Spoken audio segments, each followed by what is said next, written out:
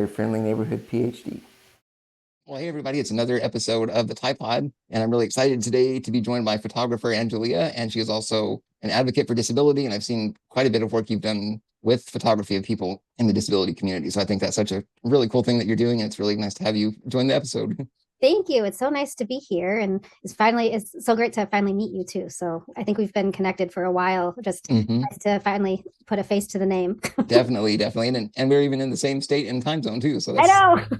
Yeah, I don't know about you, but when I figured out that Tennessee has both time zones, that has caused me a lot of trouble because yes.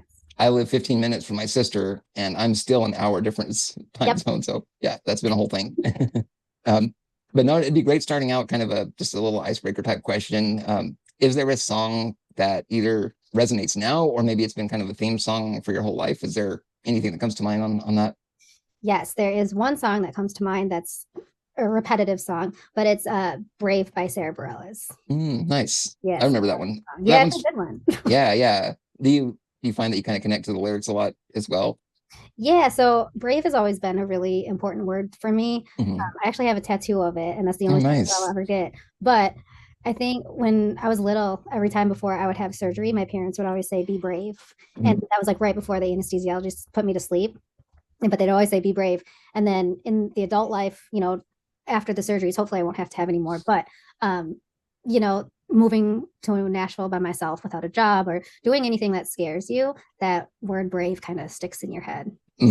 Yeah, definitely. That's a really good choice, I think, too. And it's cool probably to find a song like that connects back to your childhood a little bit too. Yes. Yep. Yeah. I love it. Yeah.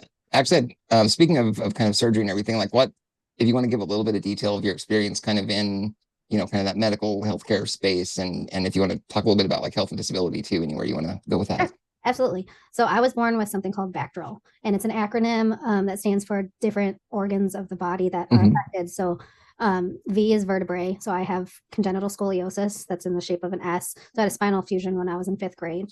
And that's probably the most noticeable physical difference you can tell. I'm 4'7" too, so that scoli has impacted my height. And then the A is anorectal, and that's probably the most vulnerable part of my health journey that I just shared for the first time publicly last year. And it's been liberating, but anorectal, so I was not born with the ability to go to the restroom, both 1 and 2. So I was born without those parts of the body to relieve yourself. So they had to surgically do that. I had a colostomy bag, and then they made so I can do it independently and by myself. So that's great. And then C is cardiac, T is tracheal esophageal, and so is E, esophageal. And then R is renal, so I only have 1 kidney. And then limb difference, L. And then they did add a G recently for like gynecology. I do have like 2 uteruses, so it's an interesting group of conditions, but it's pretty rare. But I'm hoping that by sharing it, it becomes not so rare and people understand what it is. Right. Well, I think that's so important to bring awareness to to many things like that, because if people don't really know, there's less focus and attention, right? So like, and it's interesting that it's not really a spectrum. So it's like if you're diagnosed with VACTERL like that, you have all of those. You have to have 3 or more. Oh, okay. So I don't have the cardiac part, or I do have a little bit of a limb difference, but I don't think it's enough. So technically I have VATERS, kind of a shortened. Okay. Yes. Well, it sounds like though from everything that you and your medical team have gone through and the procedures and everything that is it something that you have been able to manage and like long term, it's something that you can kind of, I guess you can still do what you want to do with it, basically. Yes, for sure. And it's been a roller coaster, for the last several years, because it's something that you have to kind of keep up with every single day. It's not something that's just there that you don't have to worry about. It's what you eat, what you do, just how you live. It will impact honestly just like how you go to the restroom. So I can't eat a lot of different things or do a lot of different things, but it doesn't stop me from doing what I love. So right. And that's I definitely relate on that whole digestive thing, because with my MD, like the progression of everything has made it where that's such a pain area of like always having to worry about it, and like like slow transit digestion, like am I eating things that are going to cause things like later on that are problems. So it's 100%. It's a constant battle. You're always thinking about it. Yes, 100%. It's more than just like allergies, like food allergies. It's literally true. You can't eat vegetables. I Yeah. cannot unless they're super, super mushy. Mm-hmm. Yeah, it's just little things like that that could end up in a hospital. So, Yeah, right. yeah. Which we want to avoid that for sure. Yeah, please. Yeah. But you mentioned kind of sharing that last part, in the last year, and like what was that like? Has it been kind of like liberating, or like what has the response been from people that you've told about it? Sure. Yeah, I had kept, the anorectal part and just, that journey because society hasn't accepted, I don't think, like bathroom issues into Right. it's not pretty. I mean, it's yeah, I'm not going to go tell everybody, X, Y, and Z and The how gory details. yeah, exactly. Yeah. But it is a disability, and I don't think sometimes people take going to the restroom for granted, but sometimes it's a whole procedure for people. Mm-hmm. But I had just been very ashamed of it because I was having accidents since I was a baby and all the way to school, and it was embarrassing. So I just thought that as an adult, if I shared it, I'd probably get the same thing as I had when I was a kid of that just getting made fun of and feeling like I have to hide it. But I ended up sharing my story on Good Morning America. Oh, wow. Very cool. Yeah. So go big or go home. All cameras were on at that point. And instead I remember having like a panic attack after the episode went out, but I didn't expect all the positive comments. Like everybody was just so supportive and just full of love and acceptance. And it really has changed my life in terms of feeling like I am liberated from feeling ashamed of it. And do you feel like it helped with kind of your self-acceptance in general of kind of everything going on?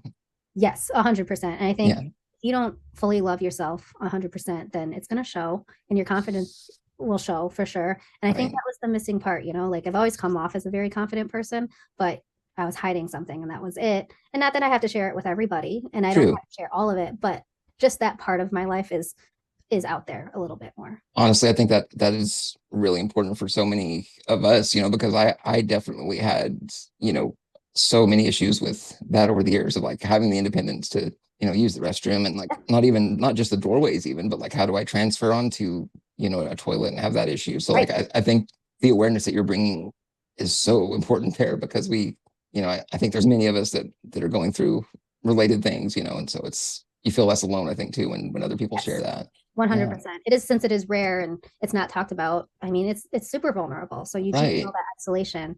And especially for kiddos, because I don't want to like push kids who have VACTERL or anorectal malformations to be like, oh, I have accidents, because kids are mean and there are bullying. And so you can only, with this kind of disability, I think it's when you're ready. You don't even have to share at all. I think it's your completely personal business. And but it helped me, but maybe for another person, just when it's baby steps, it took me over 30 years. So a kiddo who might be like 9 years old or something, you can't tell a kid, go tell everyone. Right. And you're right. Like it is an individual decision to share that kind of information. But at the same time, for me, it's like sometimes just knowing that fight's going on with other people out there. It's like, okay, well, it's, we can still do what we want to do. We can, pursue career, whatever is our passion area, and that's like, that can still happen. Yeah. 100%. So much in the adult community for sure too. Yeah. I'm curious on your journey with like social media and like finding community, maybe that has kind of helped you with different parts of your health experience. Like, what has that journey been like? Have you connected with people that have helped you along the way? I have, just recently. So ever since maybe like the Good Morning America came out and the project that I'll talk to you a little bit about, I had never really thought of myself as being disabled because my parents just wanted me to strive to do everything that I could. And I, sadly, I probably had the connotation of wheelchair equals disability.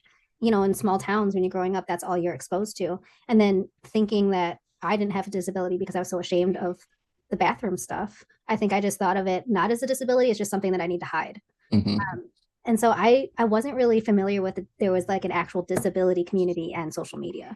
I didn't know there were people advocating for different conditions or lifestyles. And so when I started that project, I started realizing, oh, there's like a whole force out there. So I'm starting to understand now that familiarity. But before social media, I had the pleasure of meeting some other individuals and teens with my condition at conferences and such. So I was able to meet them in person, and then we've connected over the phone the last several years. So Mhm. that's what's really helped keep me going. But now my whole feed, the algorithm is just disability. It's just all community, so- disability, right? Yeah. No, I was late to the party too, and I grew up in a small community, and like, disability was like, there weren't very many people with really anything noticeable. And then you find online, like in the last even 2 or 3 years for me, like this huge, I mean, it's a global network of people dealing with things. And it's just like, wow, I could be talking to somebody, like, I don't know, in the UK or in Holland or somewhere else. And it's just like, hey, this is, we can really find people that relate and understand and can help, kind of just being there in the background. So it's really kind of an enlightening thing, I think, when you find that community online, and it's empowering in a way. That's like the best thing that's probably come out of social media is that's very true. You can make, and it does. I think there's positive things to social media, and then there's negative, and many negatives. Yeah. Yes, but the connections you can make within the disability community or just any community that you're passionate about, super positive. Right. And I totally agree. I think the pros outweigh the cons for the most part. So it's good to have. Yeah. So the project that you mentioned, actually, is it the Let Them Stare project? Is that the one you were mentioning? Yeah. So if you want to talk a little bit about that, like how you got it started. Yeah. So about year and a half ago, I would say, I launched a project called Let Them Stare. And it's a photo project that's starting with 2 self-published books, a children's book and then like an adult coffee table book. But the children's book will be about 30 kiddos around the country, both living and thriving with physical and invisible disabilities. And instead of just showcasing them by themselves, maybe they're doing something that they absolutely love, or what's great about them. Maybe it's their smile. Maybe it's just that they love being a brother or sister, just to show other kids and adults out there that this disability will not define them. And there's so much more than their disability. And I've never seen a kid's book that has pictures of kids that are real. It's always been illustrations. And I think it's really important for kids to start seeing differences at a young age. So it kind of helps the staring or the bullying when you're a kid, especially in small towns where you don't see those differences right away. That way it's a learning tool for kids or for teachers and adults. Right. No, I love that. And I feel really strongly that the sooner that we can start seeing that as kids growing up, that it's gonna really build the empathy factor, and just like being aware that people look different. Like, and it's a way that I know there's so many other media out there that can make it look like, oh well, you have to look like this exact prototype with these features and that's normal, and otherwise you're not. So it's like, well, if you can start seeing it quicker, it's much better in my opinion, for sure. So what was the journey like finding the people to include in the books? Like, were they like, what was that process like for you to find them? Sure. I am still looking. It's so most of it's been word of mouth, or just they've come to me through my website, which has been wonderful. Otherwise, a lot of it is social media as well. It's tricky because I do want to include a lot of the differences that aren't showcased in society. There's so many different ones that, there's just not a lot of advocacy for, or just in general, just in media or anything. And if you don't showcase them, then how are people going to learn about it, So that's a little tricky, because also I do want the kids to have a say if they want to be published in this book, because a lot of the times with medical complexities, you don't get a choice on what happens to you, as far as healthcare and touching and stuff. And that's hard. So at least give a child the choice of having them showcased in a book. So that's another factor of finding the kids. So but yeah, usually, like we said, the disability community is big but small. So somebody knows somebody who knows somebody who knows somebody. So that's kind of how I'm finding the kiddos. Now with the adults, social media has been a blessing, just because you can see those individuals who are thriving, who aren't scared to kind of showcase that. But also I want to show some adults who may be nervous to share their story, or not nervous, but haven't had the chance to share their voice. I want to find those adults too. Right. And a really cool thing too about that is, like, I feel like it would share their story in a way too that maybe is more comfortable, or like there's a sense of protection or something like around it, because it's in the book. That's really cool. So you're basically going to these people to do photo shoots and everything with them once you have everything kind of finalized. Yeah, all over the country. But I'll try to just kind of look at stories, and if I hear somebody, I'll try to find emails and then just introduce myself. So it's like a whole big thing, and cross my fingers they'll always say yes. But right. Yeah. Well, so I'm always looking though. So if anybody has a good recommendation, I'd love to reach out.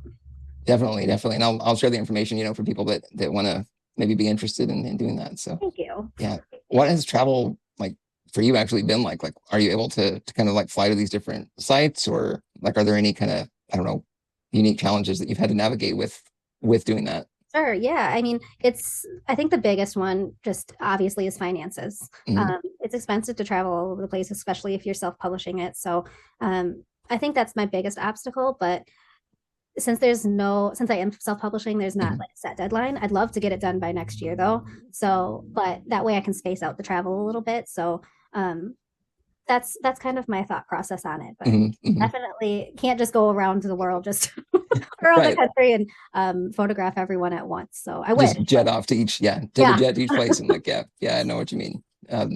Has there been like a favorite or really memorable like location and experience you've had with that so far? That obviously, you know, I know you probably can't share everything with the publishing and all that, but I think the kids have really gotten me just Mhm. because I don't have children myself, so sometimes I'm not around a lot of kiddos. But I always think that if you are born with medical differences, your perspective as an adult and a child, they're still very similar to one another. So as I talk to these kids and realize that we're still living the same thing, even though I'm much older, they're much younger, they're still going through the same things and having the same thought processes. And I'm sure sometimes we all think of like, why does this have to be me? Like, but I think as when I was a kid, I was probably a pretty negative person ish. I still did everything that I wanted to, but as Mhm. far as having accidents and such, I didn't see the silver lining of it. And now when I talk to these kids, there's just so much positivity and just so much confidence and joy. And it's really inspired me. And I think that's part of why I shared my story is that I'm Mhm. asking these kiddos to share their story and their most vulnerable parts of themselves. And so I'm like, I'm not doing it myself. And so that's why Right. I ended up sharing it. But all these kids' stories and just their little quotes and stuff, I think that's the best part of this whole entire project.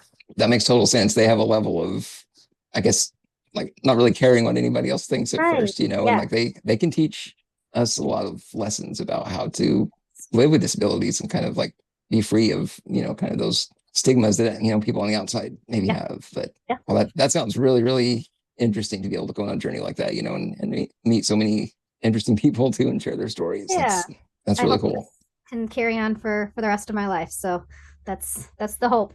Right, right. And I'm really excited to see where that goes for sure. And like the idea for that, like did it just come to you one day, or like how did you first decide to go with that project? Sure. Let Them Stare was a title that I'd had in my mind for almost a decade, like almost since I moved to Nashville. And Mhm. originally I wanted it to be a fashion show, but well, incorporating disabilities and differences. But Mhm. I was having coffee with my friend Laura, and she was actually the one who brought up the possibility of a children's book of making it all photos. So it's kind of a collaboration of amazing brainstorming, and Mhm. that's who knew what a coffee meeting could. Hey, those often lead to the best ideas. Yeah, yep. But kind Wow, of that's really cool. combining passion and purpose. Yeah, yeah. And so as far as like the whole photography area, was that something you wanted to do as a kid, or how did you decide that that was something that you were passionate about? I actually wanted to be a pediatric anesthesiologist when I was a kid. Okay, I know. interesting. That's kind of short story. Is when I was getting put to sleep for a surgery, the anesthesiologist gave me a teddy bear, and I was like, "Oh, I want to be whoever that is when I grow up," because I didn't know that they were going to put me to sleep. I thought they just give teddy bears to kids, Hey, anybody that gives teddy bears is a right? good person, right? And so I went back home and, at the career fairs, it's like, what do you want to be? Oh, I want to be a pediatric anesthesiologist. There you go. There's like second or third grade. So, That's but, awesome. Like I was going for paleontology with like the dinosaur fossils. So oh, see, there yeah. you go. It's most, right. But And I don't think either of us are doing anything even no, remotely related to no, this. I Yeah. quickly realized that math and science were not my fortes. Mm-hmm. But I had thought I was going to be a pediatric anesthesiologist Mm-hmm. for the longest time. So up through high school, college, I did like the chemistry, biochemistry, all that. But I did go to college and ended up realizing that it wasn't for me. And so I switched to a triple major of public relations, writing, and Spanish. And so, Interesting. right, it's crazy, but So like you'd already started though, like going down like the training needed for anesthesiology, right? oh yeah, yeah, Yeah. So like you were at mid college and all of a sudden that yeah, it came to you like this is not what I want to do. yeah. Chemistry, biochem, not my thing. I was very creative. I think that's left brain, but very. It I just think so, but yeah. wasn't like I still love science and such, but I just don't. I think it just led me down the more creative route. Mhm. But film photography was part of the PR major. Okay. So I So ended that up, was just a component of the triple major program. yes, Okay. yes, and that's kind of what launched the photography love, is hmm working in the dark room for that elective and realizing how much I loved it. So then I became the editor in chief of the student newspaper, and they handed me a digital camera for the summer. Oh, And I nice. took it home and took pictures of my friends and just fell in love with it. So that's kind Just of had that connection. Yep. Yeah. Yep. And like that, the other parts of that degree program, like at that point, once you found photography, were you just like, well, this is exactly, I'm just going straight into that? Or did you try to incorporate kind of all those things together? All those things together. Probably Okay. I wasn't thinking of being a photographer full time. hmm Back then, I think marketing was mostly the route, or hmm I think I wanted to go into journalism, if I can remember right. Okay. I love writing, and so I think something with the journalistic side of things is what I wanted to go into, and hmm maybe fashion or magazine or something. So hmm Are you doing things related to that now? Like, are you able to write as well alongside your photography work and everything? I hardly have time for it. I wish I did. But I Yeah. mean, sometimes even sharing some things that might be captions on posts and such, you do need to craft those well. Well, how you present it is How important. you, yeah, and I want that writing major to reflect that as well. Or just like little things like even talking on the podcast. Sometimes hmm the writing major and PR major, they taught you how to just present yourself in a Right. professional manner. And I think those majors really helped with the photography side, even though I didn't know it at the time.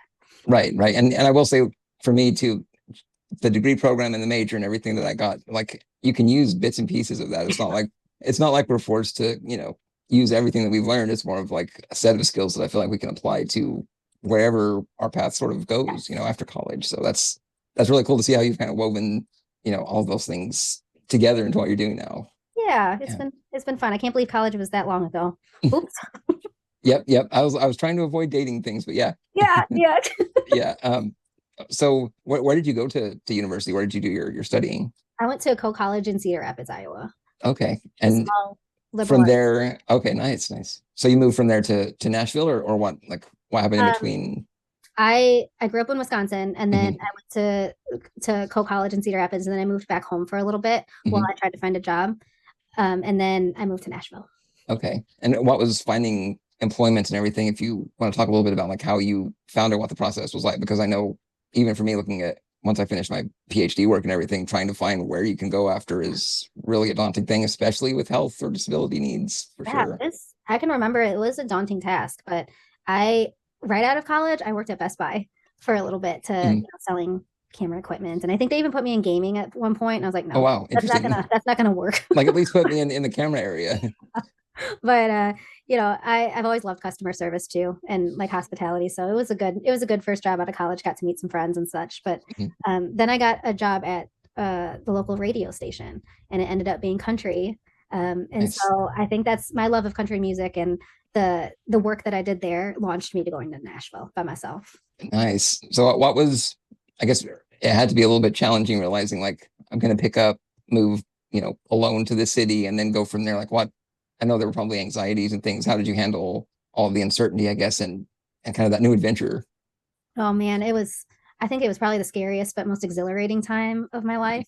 Uh, I I think I saved up about $1,000 just flat, and that's it. I quit my job. I didn't know anybody here, and I was like, I'm sure I can get a job just at a restaurant or something. Look around and see. Yeah. Yeah, so I ended up moving to like an apartment complex that was already furnished because Mhm.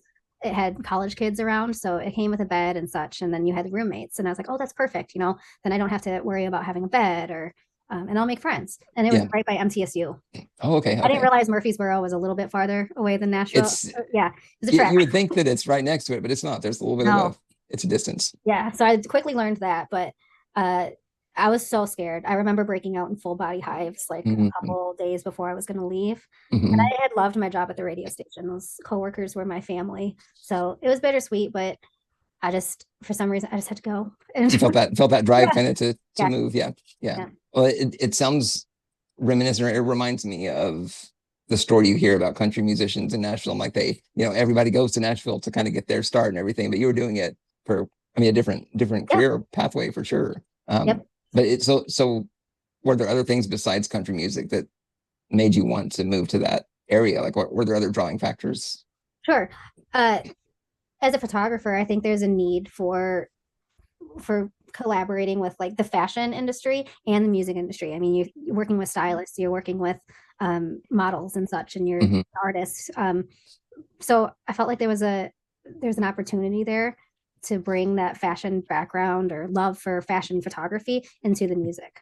Wow, that's really good. I think there is a need for that, and you've probably found kind of a nice hybrid. I mean, have you been able to work with musicians at all, or like have you? Yeah, quite a bit. When I first moved here, I remember posting on like, you know, the Facebook group for young entertainment professionals. And I was just like, I just moved here. Like, I'd love to meet everyone. Like, I'd love to photograph you all. And I ended up shooting like over 200 people, I Wow. think. So there was a response right away. Yeah. And just everybody was just so willing. And that's how I made friends. And some of those friends are signed with big major labels now. And it's just like, it's really cool to see where we all have gone, but you've got to start somewhere.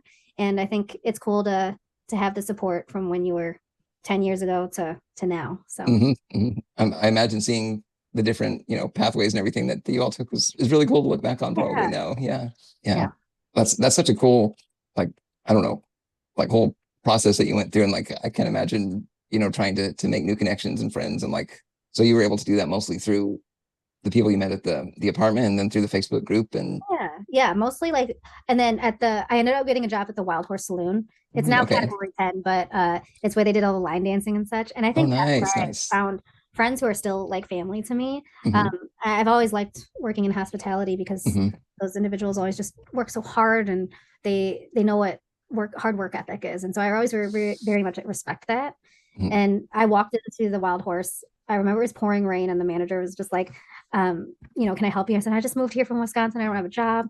And he just basically hired me on the spot. So it was wonderful. But since it was so big, there was so many staff members. And so it's easy to feel like you're part of something. Kind of a community right away once you started there. Yeah. That's really a cool story. That's interesting. Yeah, I'm proud of it for sure. Yeah, definitely. As far as the photography side goes, as far as like using the equipment, like advances in, you know, kind of all of that technology side, has that been challenging at all? Like, what has that experience been evolving with? I mean, like the iPhones and their cameras now, like all of that.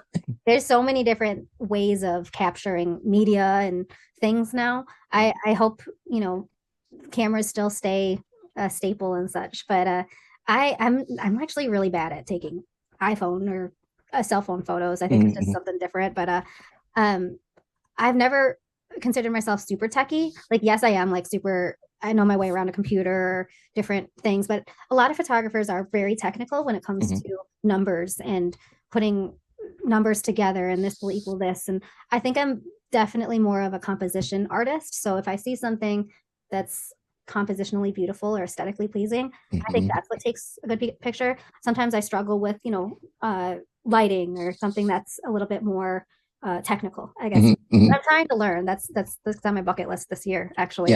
But I think I don't know. I feel like that creative side of like, you know, photography speaking to us more as kind of that human side of everything, I think is, for me, that's where photography is still the best, you know. And like if it speaks to you in that way, I'm like, you know, technicalities and all of that's like, it's okay, but it's not really, you know, it's not really the meaning behind it to me. Yes, exactly. I think I definitely want to learn it to be at a standard in the industry, you know, but I'm with you. Photography has always been about like, you know, capturing timeless moments that you can't get back, and also capturing somebody for who they are 100%. Right. I think that's also why my disabilities have made so I can see those things with other people. And because photography is all about relationships. If you don't have a relationship with the person you're photographing, the photo's probably not going to become authentic as much, because that person will feel uncomfortable. If you make that person feel beautiful and make them feel really empowered, then that photo is going to showcase that.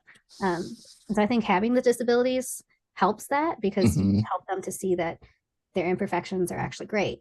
That's so well said. You know, you do bring that different like lens, basically. Well, pun not intended, but you bring that to, you know, to every photo shoot. Basically, you bring that disability experience, and you know, that again, that empathy factor, I think, is just sort of ingrained in so many of us too. Like that's just there right away. Yeah. And so like when you're first taking like setting up a shoot and visiting with the person, like, is there like a strategy of like getting to know certain elements of them, or like having them like positioned in a way that reflects that? Like, what's your, I guess it's probably unique to each person. It is unique to Yeah. each person, but it depends on the project. But sometimes I like to talk to them even before we sit down and shoot, just to get a vision of what they're thinking of. Sometimes it's very different. Sometimes we're aligned on the same page, but I want to get a sense of what their brand is and what they want to be seen as, and what ideas they have. So we'll either talk on the phone or meet for coffee or something, and that way that relationship's already established. So by the time we get to set, sure, there's added anxiety because a lot of the subjects I shoot, they don't feel comfortable in front of a camera, because you're not in front of a camera all the time unless you're probably like an A-lister, and A-listers probably still get anxiety in front I would think so. Yeah. So it's just a familiar face at that point and not a new face. So I like to do that. And so that's kind of my first step of the photo process, I guess. That's so great. It's not just this like cold thing where you come in and take a picture and you're done. It's like there's effort to actually make it representative of the person and, take away some of that anxiety that's maybe there. Yeah. And then like location has a huge part of making someone feel comfortable. Like just going back to like the children's book, a lot of those places that the kiddos are in are their own surroundings. So their own home, a park that they love, just because it's truly them. And if they feel comfortable in their own atmosphere or environment, it's going to also be true to them and they'll make comfortable. Same with the adults.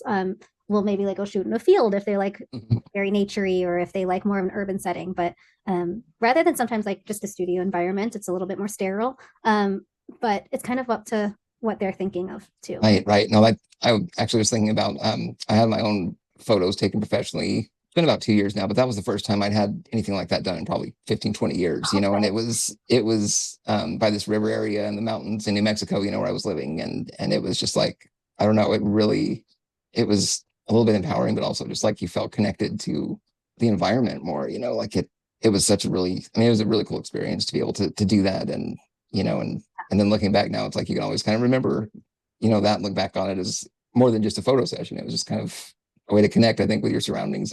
I'd been in New Mexico 30 plus years, been in that area. So it wasn't like it was new, but still it was a different connection to, the environment basically. So I thought that was beautiful. Yeah. I definitely like to hear, that you kind of take into account like, well, this is a person's space, this is where their environment is. And you capture that too with the pictures. So very cool.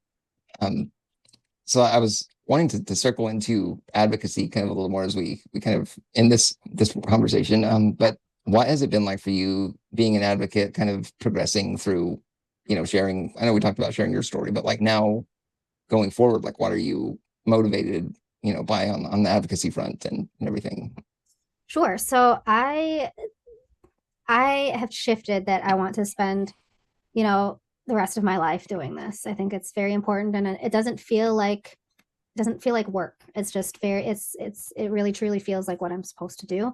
And so I want to continue speaking at different events or different channels, whether it's a podcast or in groups or conferences, and talking about the story and my story, but talking about how disability doesn't define who you are, and there's so much more to that person. But also a little bit about the healthcare space too. And a lot of doctors don't know my condition, and having gone through that transitional healthcare, I think it's also important for people to understand that adults who have VACTERL or have especially anorectal malformations or a neurogenic bladder, they can't find that healthcare because it's only very pediatric focused. So I think that's another aspect of advocacy where I would love to help these kids who are just starting to be in that healthcare journey. It's a lifelong thing, so it's not going away, but to hopefully make that transitional care a little bit easier for them.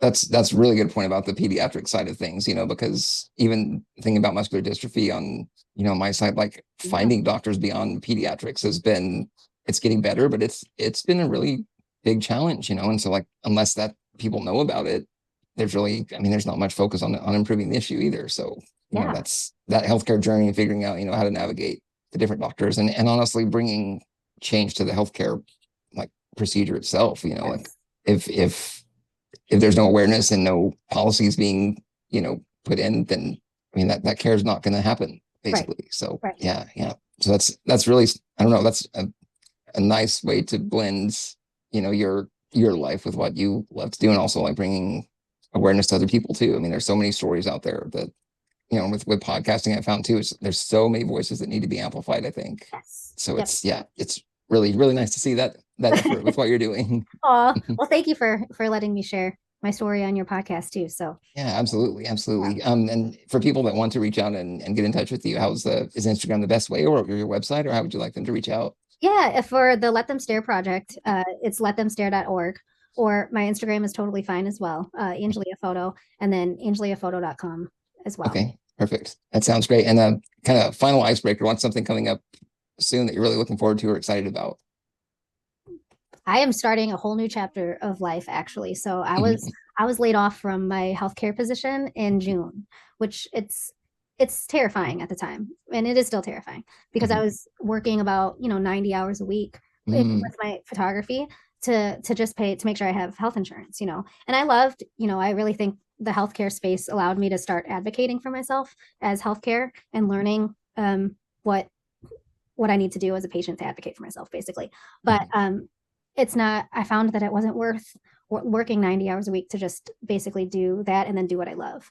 And so I've decided to jump into the freelance world and see where that goes. And so I think that's what's on the forefront of the excitement in my life right now is just doing that and focusing on the project this next year. So that's really exciting, and I mean, along with disability being its own full-time job, like I definitely understand what you mean about kind of reaching almost a burnout phase with everything too. But yeah, I hope everything goes really well with you, jumping into freelance, and really excited to see where things go for you. Yep, me too. I had somebody tell me just yesterday, you have the rest of your life to live. So it's just, if it's even for a short time, at least you did it and you can try it. Nothing's stopping you. So right. I'm not gonna let healthcare impede it. So there's other ways around it. So you can just might have to work a little harder, but we've always been working harder. So it's true. We're used to that, aren't we? Yeah. Yeah. Well, thanks so much for sharing your story, Angelea, and coming on the podcast. And